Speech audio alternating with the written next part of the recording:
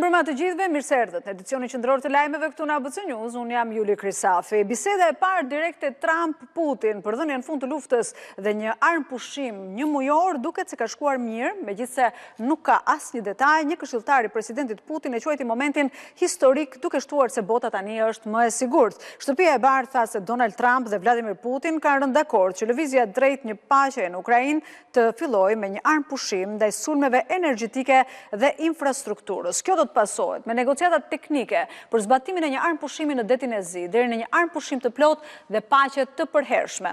Negociatat që do të çojnë në fundin e luftës do të mbahen në lindjen e mesme, ku janë mbajtur takime mes Shteteve të Bashkuara të Amerikës dhe Rusisë, e më pas mes SBA-s dhe Ukrainës, ndërsa Kremlini konfirmoi se u ra dakord për një shkëmbim prej 175 të burgosurish lufte nga secila palë, Moskës dhe Kievit më 19 mars. Sipas Shtëpisë së Bardhë, Trump dhe Putin diskutuan edhe për të ndalur përhapjen e armëve strategjike dhe do të angazhohen edhe me palë të tjera për ta realizuar këtë. Të dy liderët ranë dakord për marrëveshje të mëdha ekonomike dhe stabilitet gjeopolitik kur të arrihet paqja. Shtëpia e Bardhë theksoi edhe një herë se konflikti në Ukrainë nuk duhet kishte filluar kur. Putin shprehu mirënjohjen për Trumpin, por theksoi se kushti kryesor për të parandaluar përshkallëzimin e konfliktit dhe për të punuar drejt zgjidhjes së tij me mjete politike dhe diplomatike duhet jetë ndërprerja e plotë e ndihmës ushtarake të huaj dhe sigurimi i informacionit të inteligjencës për Kievin. Në fund të telefonatës, të dy presidentët ranë dakord që të qëndrojnë në kontakt për të gjitha çështjet e diskutuara. Trump mund të flasë më vonë për bisedën që zgjati 90 minuta, sa një ndeshje futbolli që duket se ka përfunduar barazim duke kënaqur të dy presidentët. Unë tani do t'ja jap linjën Sali Doçit për të folur më gjatë se si ka ndodhur kjo telefonat mes Donald Trump dhe Vladimir Putin dhe çfarë do të ndodhë më tej pasaj. Sali, mirëmbrëma. Mirëmbrëma, Juli. Janë të paktat detajet që janë përhapur deri tani nga mediat ndërkombëtare, por sipas asaj që shkruajnë mediat kryesore, dy kanë qenë çështjet kryesore të cilat janë diskutuar: ndalimi i luftimeve të cilat prekin kryesisht zonat strategjike, duke përfshirë këtu infrastrukturën kritike energjetike, e cila është shënjestruar për gjatë vitit të fundit në mënyrë masive pikërisht nga Rusia, ndërkohë që Donald Trump ka kërkuar që të ndalen sulmet edhe ndaj qytetit Port të Odesës. Në fakt, ky term njihet ndryshe, ky armë pushim më saktë njihet ndryshe me termin armë pushim i pjesëshëm, ishte një ide e cila ishte diskutuar dhe raportuar gjithësisht në mediat ndërkombëtare, duke qenë se Rusia kishte bërë të qartë se nuk është në interesin e saj që të ndalojë luftën përkohësisht në këto momente, ndërkohë që në frontin e betejës ka bërë përparime të rëndësishme.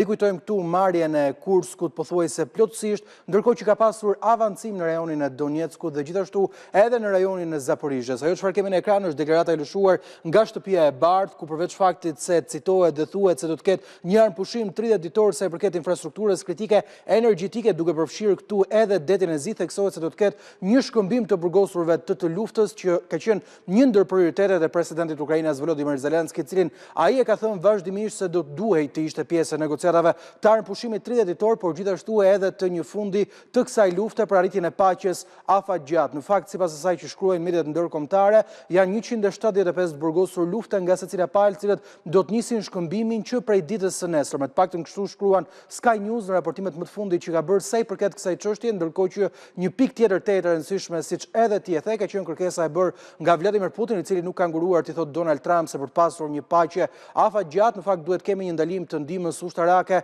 dhe gjithashtu të shpërndarjes së informacioneve të inteligjencës së Washingtonit me Ukrainën, ka qenë pikërisht aleatët perëndimor, duke përfshirë këtu Shtetet e Bashkuara, që kanë qenë ndihmësi kryesor për ta ndihmuar Kievin që të vijojë dhe të mbajë luftën e tyre për liri. Është kjo kërkesa e Vladimir Putinit, i cili më herët kishte thënë se nuk mund të ketë një armë pushim nëse ai nuk plotson tërësisht kushtet e Moskës. Mbetet e paqartë nëse përgjatë këtyre 30 ditëve të armë pushimit në zonat strategjike ku Putin pretendon se ka urdhëruar ushtrinë e tij që të mos godas infrastrukturën kritike energjetike, por gjithashtu edhe objektivat në detin e Zi, në portin e Odesës, do të ketë nga ana e Washingtonit një ndalim të ndihmës ushtarake, por gjithashtu edhe të informacioneve. Negociatat do të nisin menjëherë në lindjen e mesme sipas deklaratës bërë nga Shtëpia e Bardhë, por gjithashtu ka 8 pikpyetje apo informacione të cilat mbeten ende të paqarta se çfarë kanë lëshuar Shtetet e Bashkuara. Analizat mediave ndërkombëtare thonë se të dyja palët pretendojnë se kanë dalë të fituara, ndërkohë që do duhet presim edhe një reagim nga Ukraina. Linja sërish për ty, Juli. Faleminderit Sali Doçi për këtë komunikim të hollësishëm. Të majtët Europian mbështesin antarësimin e Shqipërisë në Bashkimin Europian brenda kësaj dekade. Alianca Social-Demokrate, grupi i dytë më i madh në Parlamentin Europian, vlerëson progresin e bërë nga Tirana zyrtare në reforma dhe në demokraci. Shqipëria cilësohet si një partner i besueshëm në marrëdhëniet me jashtë të Bashkimit Europian.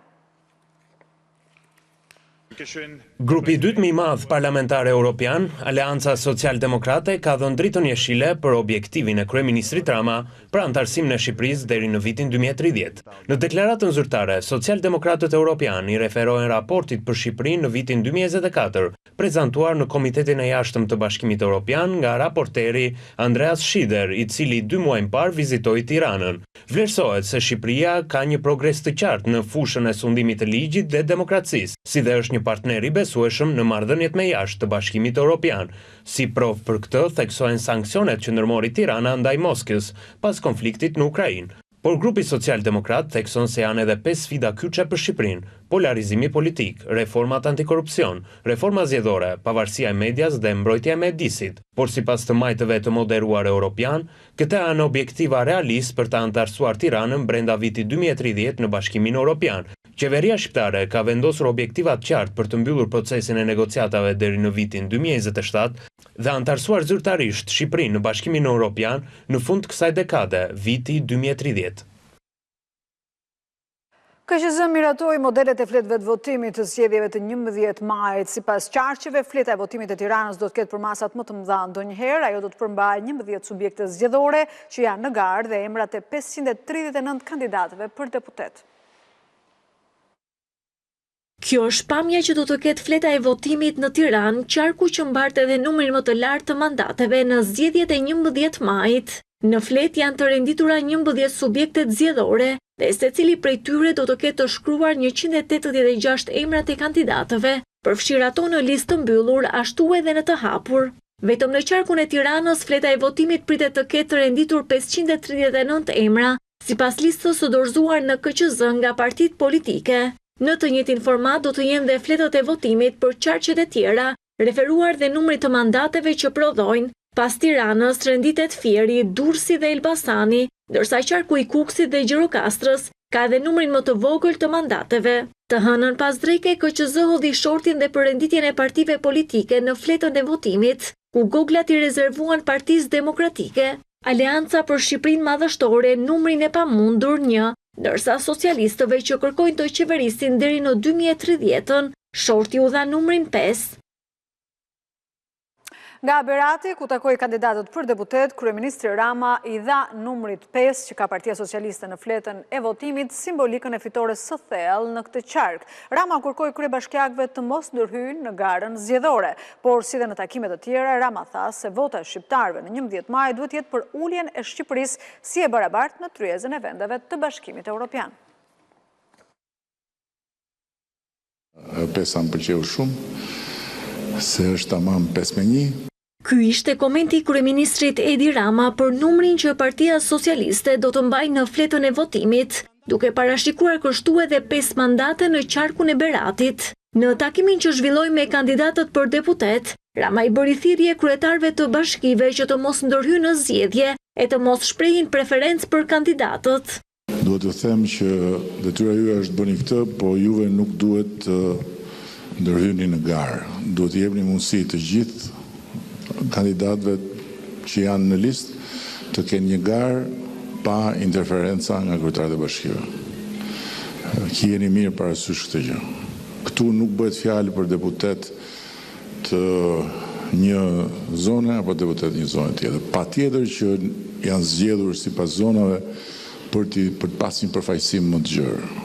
Më shumë se për Partinë Socialiste, vota në 11 maj do të jetë për uljen e Shqipërisë si e barabartë mes të barabartëve në tryezën e Bashkimit Evropian.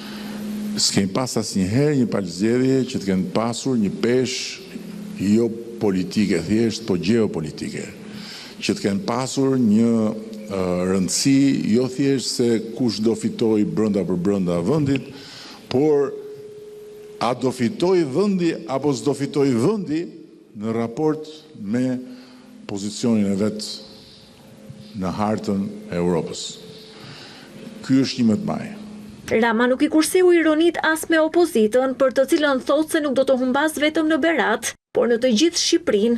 Nga që une kam përdorur nocin përpara, tani ata e kanë marrë me të lehtë dhe thonë, ma thonë mua.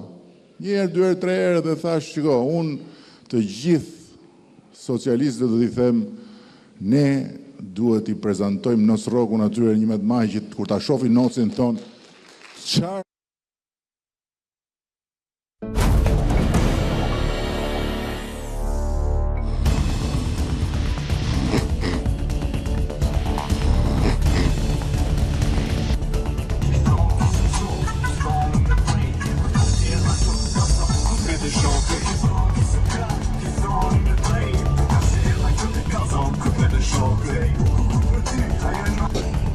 i forte, bravo.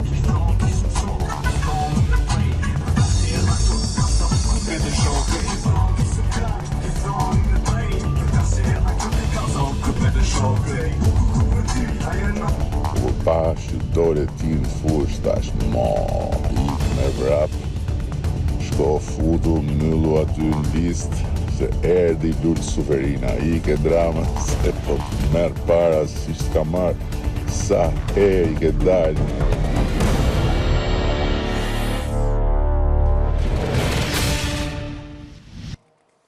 Koalicionit madhështor po i del makjazhi dhe po i ikin aleatët. Sot një tjetër parti, ajo e pensioniste, u largua zyrtarisht. Selami Jenisheri akuzoi Berishën për mashtrim dhe tha se do ta çonte çështjen në gjyq. Ai deklaroi largimin e menjëhershëm nga koalicioni, duke lënë Sali Berishën pensionistin e vetëm të Shqipërisë madhështore. Aleancës madhështore po i iken boja e flokëve dhe po i dalin thinjat, ende pa nisur fushata. Sali Berisha ka humbur një nga figurat emblematike të koalicionit, kryepensionistin Selami Jenisheri. Pasi doktori nuk ja vendosi emrin listë për të përfaqësuar të moshuarit, Jenisheri vendosi të largohet nga aleanca, por jo vetëm. Ai hapi luftë politike dhe juridike doktorit që nuk del kur në pension. Jenisheri akuzon Berishën se e ka mashtruar, pasi nuk e pyeti për listat e kandidatëve, si përfaqësues i 700.000 pensionistëve. Firmosëm për koalicion, Aleanca Madhështore s'mblodh asnjëherë, asnjë takim, na gënyen për listat, i çuan pa na pyetur ne. Mua më bindi Luciano Boçi, atë kam takuar. Do të kërkoj çregjistrimin e partisë nga koalicioni. Do të bëj padi ndaj Partisë Demokratike për listat e kandidatëve. Doktori tani mbeti vetëm gjuzi, pretendenti për fronin, pensionistët duhet i përfaqësoj vetë, ndërsa Jenisherit i mbetet përfaqësoj vetëm pensionistët e parlamentit, si pensionistët më të paguar në vend me 1.000 euro në muaj.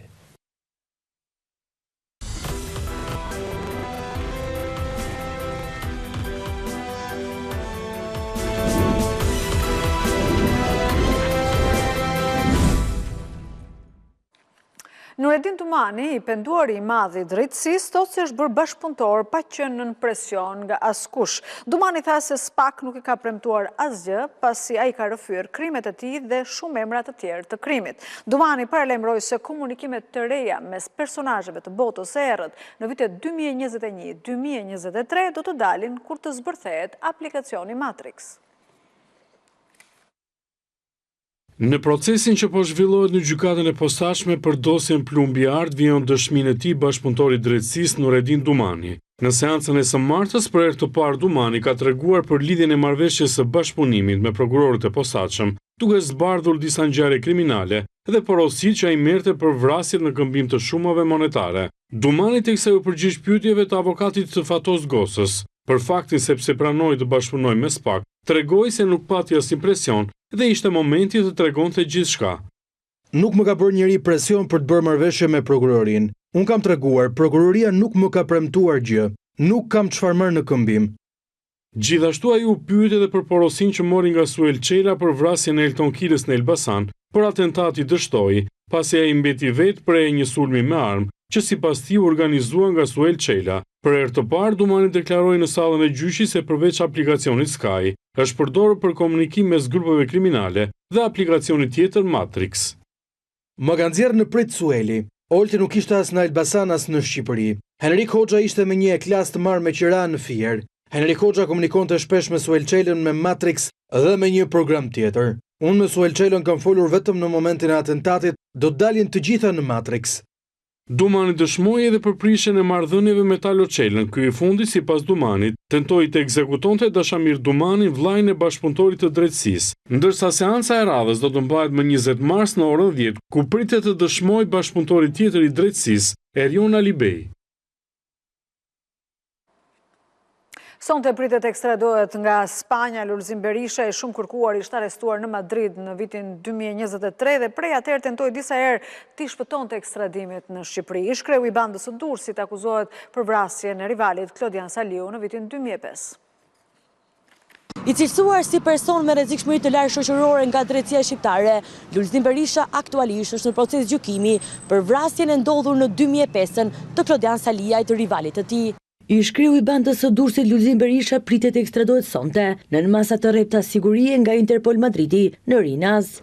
Ky vendim është marrë nga gjykata kombëtare e Spanjës, e cila vendosi që të pranojë kërkesën e Shqipërisë për sjelljen e Lul Berishës në vendin tonë. 53 vjeçari përpara autoriteteve në Spanjë ka kundërshtuar ekstradimin në Shqipëri me pretendimin se i rrezikohet jeta. I shumë kërkuar i drejtësisë shqiptare Lulzim Berisha është arrestuar në Spanjë më 14 dhjetor të vitit 2023 pas bashkëpunimit të palës shqiptare me autoritetet spanjolle. Nga hetimet rezultoi se ish kreu i bandës së Durrësit jetonte në Alicante, nën identitetin e re me dokumenta bullgare të falsifikuara. Lul Berisha akuzohet për disa krime të rënda, mes tyre dhe ekzekutimi i rivalit të tij, Klodian Saliut, në vitin 2005. Lul Berisha u arrestua më 2006 për disa ngjarje të ndodhura në vitet 1998 deri në vitet 2000. 16 antarët e grupit së bashku me Lul Berishën, të cilësuar si bandë kriminale, u dënuar me mbi 240 vite burg në total për disa vepra të rënda penale si vrasje me paramendim, të kryer në kuadër të grupit të strukturuar kriminal dhe armbajtje pa leje të armëve të zjarrit. Ish kreu i bandës së Durrësit u liruar nga burgu në 2016, ndonse për të ishte kërkuar 25 vite burg. Aso kohë gjykata e shkallës së parë në Durrës e liroi me pretendimin se kishte probleme shëndetësore. Në vitin 2020 Lulzim Berisha u shpall në kërkim për vrasjen e Vajtin Lames dhe Klodian Saliut. Për vrasjen e Lames çështja u pushua, ndërsa tashmë është në proces gjyqësor vetëm për vrasjen e Klodian Saliut. Rivali i tij u vra në autostradën Durrës-Tiranë. Breshëri plumbar Shkallashnikovi është derdhur drejt biznesit farmaceutik CFO Pharma në autostradën Tiranë-Durrës. Godina e biznesit është qelluar nga një makinë në lëvizje e cila më pas është larguar drejt Vorës. Nga sulmi ka pasur dëme të mëdha në xhamat e fasadës, ndërkohë pronari Nadir Çausholli thotë se nuk ka asnjë konflikt me askënd. Një sulm me breshëri Kallashnikovi ndodhi orët e para të mëngjesit të së martës ndaj biznesit farmaceutik CFO Pharma. Në autostradën Tiranë-Durrës, sulmi mësohet se është shënuar rreth orës 2 të mëngjesit, ndërsa fatmirësisht nga plumat nuk pati persona të lënduar, por vetëm dëmtime të xhamave në godinën e CFO Pharma. Pavarësisht se sulmi ka ndodhur rreth orës 2 të mëngjesit, policia e Tiranës thotë se është njoftuar rreth orës 8 se ndaj këtij biznesi është qelluar me armë zjarri. Për këtë fakt, eksperti i sigurisë Fation Softa tha në Newsline në ABC News se duhet të ketë një përgjegjës. Nuk ka disa raste ku sulmet ndaj bizneseve po përsëriten. Sulmet të cilët kryesisht kanë ndodhur edhe në atë zonë, pra zona e autostradës, vjedhje, grabitje, goditje me armë.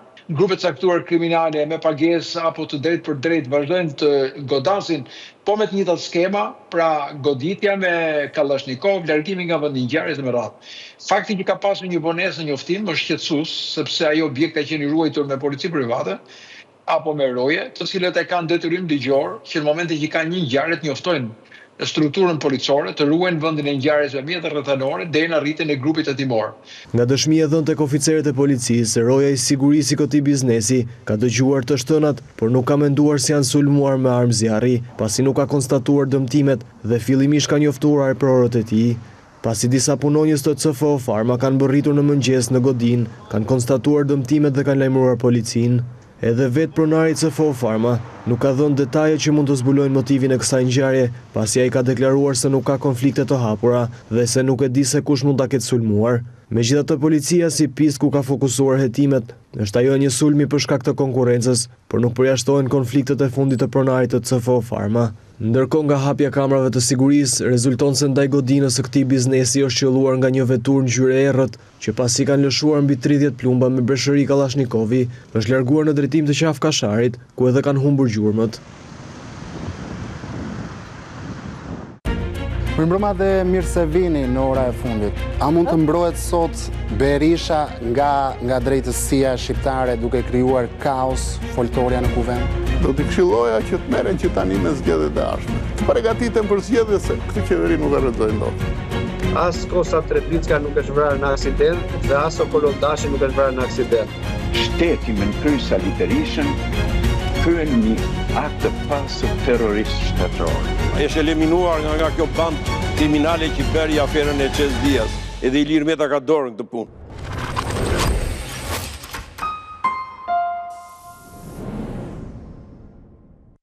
Lideri serbëve të Bosnjës, Milorad Dodik, është shpallur në kërkim ndërkombëtar dhe mund të arrestohet në çdo vend të botës. Gjykata e Sarajevës ka nxjerrë urdhër arrestin ndërkombëtar për Dodik për cënim të rendit kushtetues në vend. Asambleja Kushtetuese në Republikën Srpska miratoi disa ditë më parë ndryshimet kushtetuese që kërkojnë shkëputjen e saj nga Bosnjë-Hercegovina. Bosnjë-Hercegovina ka lëshuar urdhër arresti ndërkombëtar për Milorad Dodik. Ka qenë gjykata e Sarajevës që e ka lëshuar urdhrin për Dodik dhe dy zyrtar të tjerë pasi presidenti i entitetit Republikës Srpska injoroi një urdhër arresti në nivel shtetëror javën e kaluar. Dy të tjerët janë kryeministri i entitetit Radovan Višković dhe kryetari i Asamblesë Kombëtare Nenad Stevandić. Ky urdhër nënkupton që çdo oficer policie në vend dhe jashtë saj që i ndesh duhet t'i arrestojë menjëherë. Të gjithë ata akuzohen për sjellje antikushtetuese. Mediat bosnjake raportojnë se kryetari i Asamblesë Kombëtare Stevandić është larguar nga vendi për në Serbi. Prokurorët e nivelit shtetëror të Bosnjës lëshuan urdhër arresti për treshen javën e kaluar, gjë që nuk u zbatua. Dodik nuk e ka komentuar ende urdhrin e ri, por ka postuar në X se Republika Srpska po ndërmerr hapa për të formuar policinë e saj kufitare. Ky e fundit do të kontrollojë kufirin midis Federatës së Bosnjës dhe Hercegovinës dhe Republikës Srpska, dy entitetet në vend. Dodik, i cili më parë tha se nuk e njeh zyrën e prokurorit të nivelit shtetëror të vendit, ka hedhur poshtë vlefshmërinë e urdhrit të javës së kaluar dhe çdo përpjekje për arrestimin e tij dhe tha se nuk do të shkojë në Sarajev për t'u marrë në pyetje. Gjykata e nivelit shtetëror të Bosnjës e dënoi Dodik në fund të shkurtit për kundërshtimin e vendimeve të dërguarit ndërkombëtar të vendit për paqen Christian Schmid, me 1 vit burg dhe 6 vite ndalim të ushtrimit të aktivitetit politik. Vendimi nuk është përfundimtar dhe Dodik mund të apelojë atë. Në krau tjetër, edhe forcat paqëruese europiane në Bosnjë, EUFOR, kanë thënë se porrisin numrin e trupave të tyre në përgjigje të tensioneve. Pas humbjes në zgjedhjet e 9 shkurtit, fillon përplasja në LDK. Ish kryeministri Abdullah Hoti kërkon ndryshimin e lidershipit të partisë, duke bërë thirrje për largimin e Abdixhikut. Hoti thotë se ndryshimet në drejtimin e forcës politike dhe një qasje e re në drejtim do të rriste besimin e elektoratit tek Lidhja Demokratike e Kosovës. LDK doli e treta në zgjedhje pas PDK-s, e cila doli e dyta. Lidhja Demokratike e Kosovës ka nevojë për një lidership të ri. Ky është qëndrimi më i fundit i antarit kryesisë së kësaj partie, Abdullah Hoti, njëkohësisht ish kryeministër i vendit. Në rrjetin e tij social Facebook, Hoti shkruan se rezultati zgjedhor i LDK-s nuk është as i përafërt me atë që sipas tij pritej pas 4 vitesh përgatitje. Në 4 vitet e fundit, lidershipi i partisë është angazhuar në ristrukturimin e partisë dhe degëve në të gjithë Kosovën. Por në jo pak raste kjo është bërë në mënyrë selektive, jo statutore dhe pa konsideratën e nevojshme ndaj disa specifikave të brendshme të Lidhjes Demokratike të Kosovës. Sipas Hotit, lidershipi i ri është vetmja rrugë për rikthimin e besimit në LDK. Prandaj, për të kthyer besimin e antarësisë dhe elektoratit të gjerë, LDK-ja ka nevojë për lidership të ri. Nuk ka rrugë tjetër për rikthimin e besimit në Lidhjen Demokratike të Kosovës. LDK-ja ka nevojë për një lidership me qasje ekipore që është gjithëpërfshirës me orientime të qarta politike të qendrës së djathtë, që mbledh rreth vetes profesionistë dhe rikthen LDK-n në epiqendrën e profesionistëve më të mirë të Kosovës, siç ka qenë LDK-ja. Ish kryeministri i Kosovës tha se LDK-ja ka nevojë për një lidership që i fashit përçarjet, që tregon kujdes ndaj të gjithë aktivistëve të rinj dhe të vjetër. Oti tha se lidershipi aktual i LDK-s duhet të mbështesë këtë lëvizje në Lidhjen Demokratike të Kosovës, duke i hapur rrugë ndryshimit. Në zgjedhjet e 9 shkurtit, Lidhja Demokratike e Kosovës, e cila udhëhiqet nga Lumir Abdixhiku, ka dalë e treta me 18.27%, ndërsa kjo parti është e para që ka filluar reflektimin post-zgjedhor nga radhët e partive opozitare. Kryeministri i Maqedonisë së Veriut tha se drejtësia do të veprojë ndaj kujdo që është i përfshirë në rastin e zjarrit në diskotekën e Koçanit. Për 14 persona të arrestuar, mes tyre dhe zyrtari ish zyrtar të lartë të Ministrisë së Ekonomisë, gjykata ka caktuar arrest në burg. Në spitalet e Maqedonisë së Veriut, por edhe në Bullgari, në Serbi e Greqi, vazhdon trajtimi i të lënduarve në këtë tragjedi.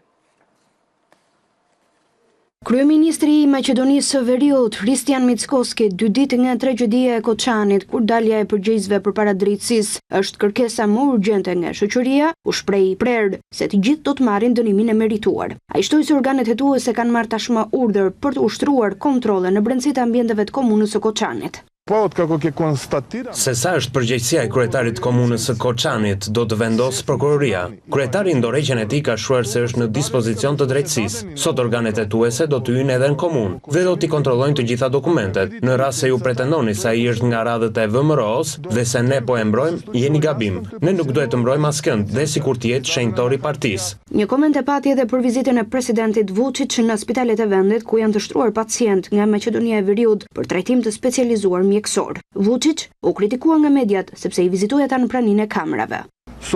Edhe dje dhe sot nuk do të shihni asnjëherë fytyra apo të dëgjoni e lexoni emrat pacientëve që unë kam vizituar. Unë askund nuk kam hyrë me kamera. Qëllimi im në këto vizita është detyra ime si kryeministër.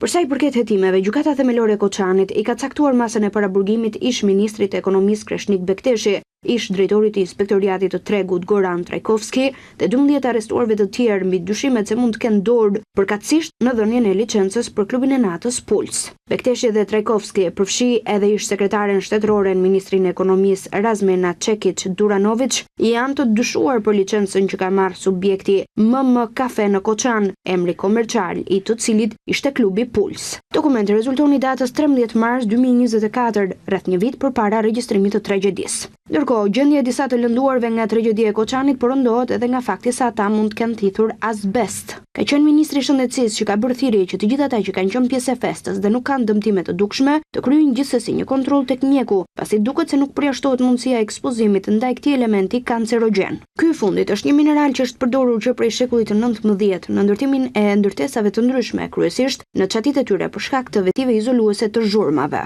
Së fundmi, presidenti i Bullgarisë, Rumen Radev, ka deklaruar se vendi i tij është i gatshëm që të pranojë edhe më tepër pacient për kurim dhe se presin që autoritetet maqedonase të thonë nëse ka nevojë për pranimin e 10 personave të tjerë. Aktualisht në spitalet bullgare ndodhen të shtruar 14 persona të lënduar, ndërsa një pjesë tjetër janë të shpërndar edhe në Serbi dhe Greqi.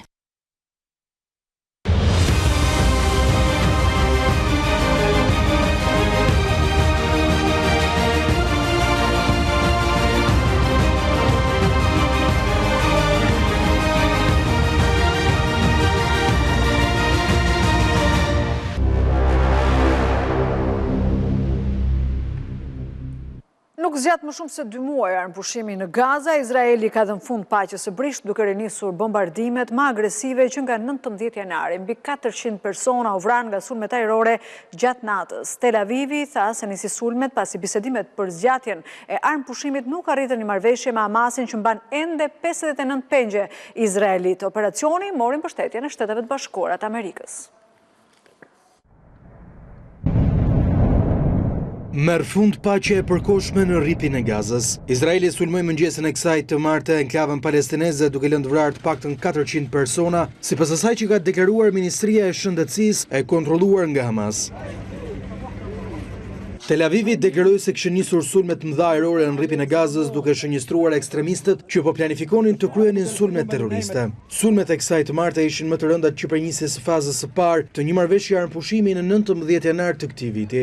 Kryeministri izraelit Benjamin Netanyahu deklaroi se kishte udhëzuar ushtrinë të ndërmerrte veprime të fuqishme kundër Hamasit për shkak se ky grup nuk pranoi të lërojë pengjet e mbetura dhe hodhi poshtë propozimet për zgjatjen e armëpushimit. Izraeli nga ky çast do të veprojë me forcë ushtarake kundër Hamas, tha zyra e Netanyahut në një komunikat. Ushtria izraelite tha se sulmet në Gaza kishin shënjestruar lider dhe komandant të nivelit të mesëm të Hamasit si dhe infrastrukturën ushtarake të grupit. Mediat ndërkombëtare raportojnë se sulmi kësaj të martë ka lënë të vrarë 5 zyrtar të grupit militant.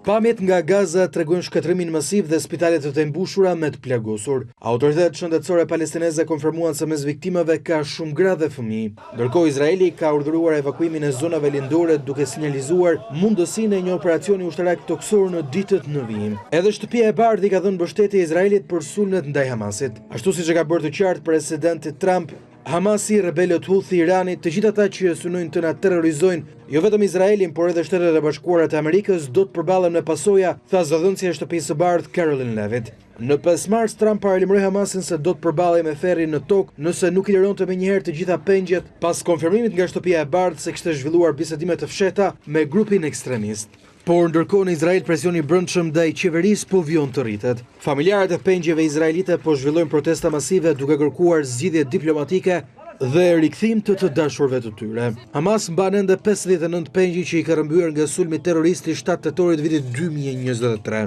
Inteligjenca izraelite beson se gjysma e këtyre pengjeve janë ende gjallë. Menjëherë pas sulmeve të kësaj të hënë, komuniteti ndërkombëtar ka bërë thirrje për përmbajtje dhe rifillim të bisedimeve të paqes.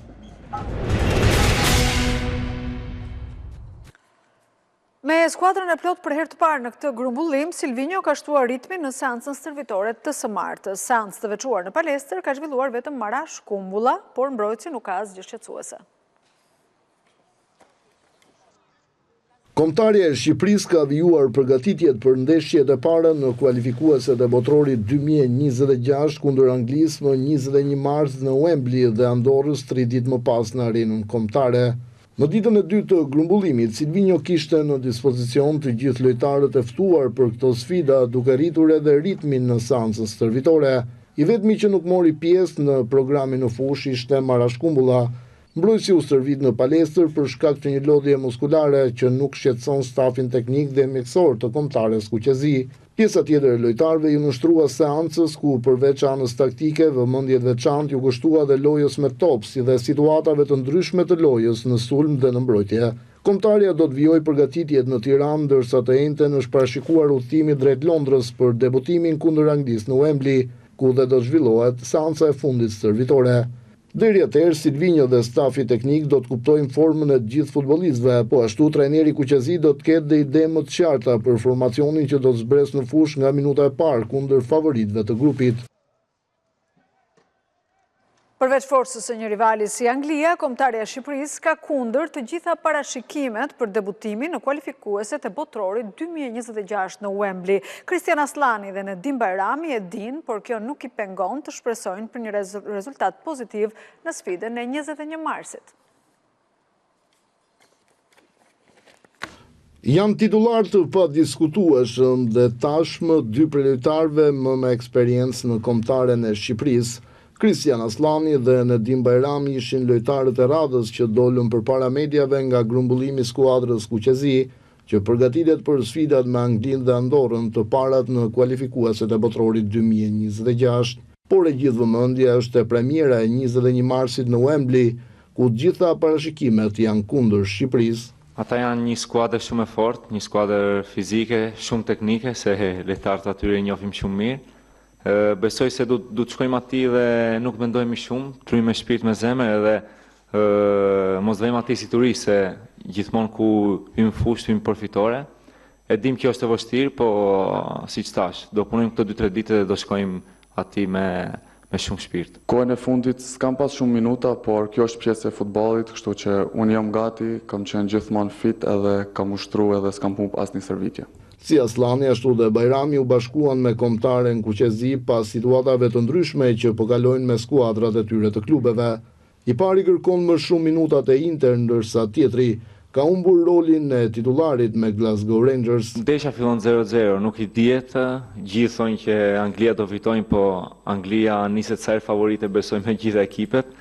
Por do shkojmë ati, do punojmë dhe po morëm një pikë, besoj se do jetë shumë mirë. Ajo ndeshje që kemi bërë me Anglien, ajo ka kalu, tani është një ndeshje tjetër, kështu që duhet me përgatit ndeshjen shumë mirë, se e dim çfarë kundërshtari është, e dim çfarë kualiteti kanë, dhe besoj se gjithë çunat janë gati edhe Silvinho dhe përgatitet ndeshjen shumë mirë.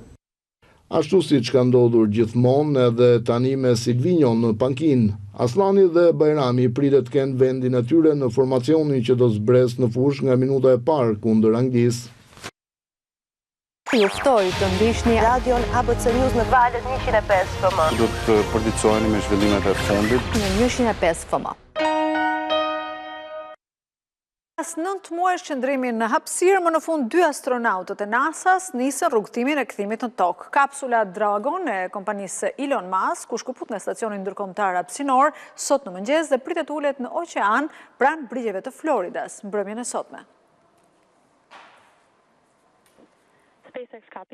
Pas një qëndrimi rekord prej 9 muajsh në stacionin ndërkombëtar të hapësirës, astronautët e NASA-s Buzz Wilmore dhe Sunny Williams janë nisur më në fund drejt tokës në rrugtimin e tyre për në shtëpi.